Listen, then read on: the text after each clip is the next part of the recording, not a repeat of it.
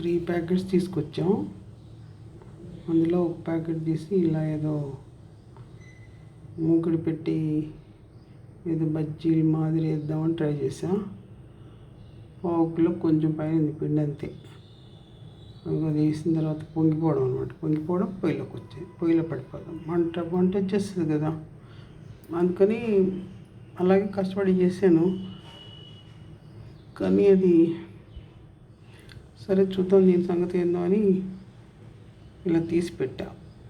ఇంకో తెల్లారికి ఇలా సెట్ అయిపోయింది.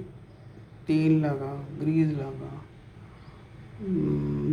డాల్డాలాగా ఏదో అయిపోయింది మొత్తానికి.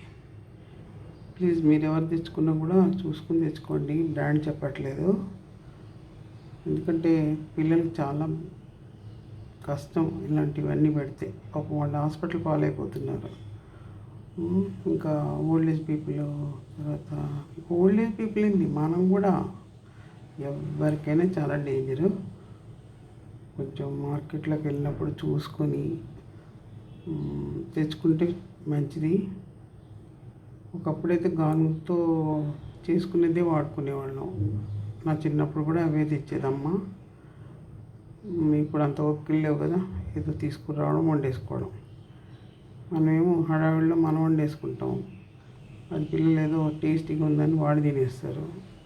లాస్ట్కి వెళ్ళి హాస్పిటల్లో బిల్లు ఇచ్చేస్తాం. ఆ పిల్లలు ఇంటికి వస్తారో ఏమైపోతారో, మనం ఏమైపోతామో ఏం అర్థం కావట్లేదు.